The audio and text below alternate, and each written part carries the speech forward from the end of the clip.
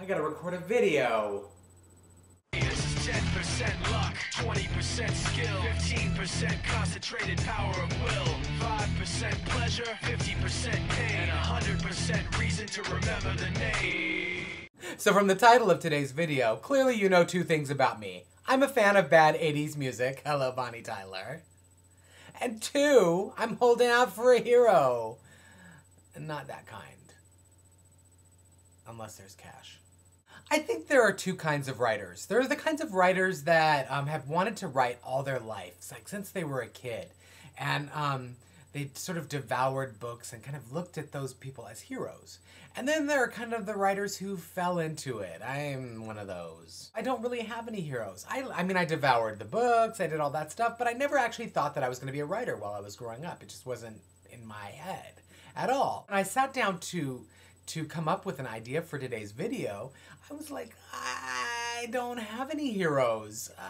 Which, you know, I just don't, I don't think of them that way. You know, just like when I think of stars that I really like, I just think that they're just actors doing jobs. Or like when I go into the doctor's office, I think that they're my employees. Chop chop, doc, what's taking you so long with that blood pressure cuff? Maybe not that bad. I've also changed into a jacket, 'cause I'm cold. I don't know if you're aware of this, but when you lose a whole bunch of weight, you get cold. Note to self, make jacket out of fat.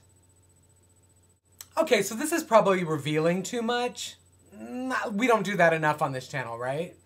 But last night, when I was trying to figure out what the hell I was going to talk about today, and still haven't really thought of anything, so I'm just babbling. As usual, I'm a babbler, master babbler.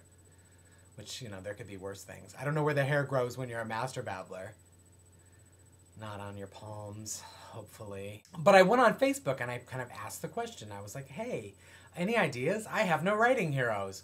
And what I noticed was, and this was my adult Facebook, so based on like sort of fans of the other book or people who knew that I was an urban fantasy writer for adults and so they thought they might like me but never got around to reading the book. I don't know who all the people are who are on my Facebook. I have no idea, frankly.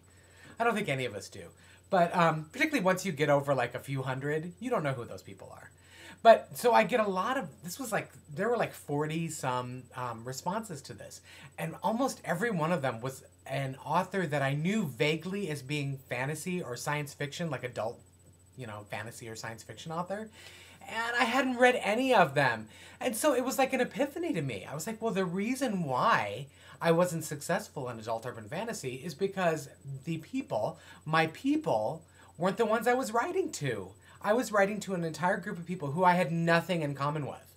The people I hold up as being influential are people like Stephen King and Clive Barker, and then, with them aside, people like John Waters, who's a director, and Alfred Hitchcock, and just sort of generally funny kind of things. Kurt Vonnegut is awesome.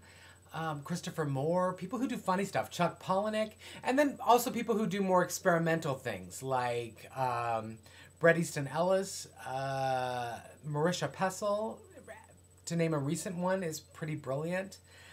Lots of people like that. Kazuo Ishiguro.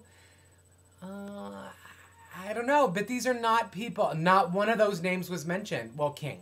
Stephen King is always mentioned whenever you bring up a topic of writing heroes. But it got me wondering, like, who are my people then? I mean, who are people who love this kind of stuff? And then it has me worried about my YA stuff, because I don't think that kids are looking for the next Bret Easton Ellis or Chuck Palahniuk or, you know, they might be looking for King, but it's unlikely.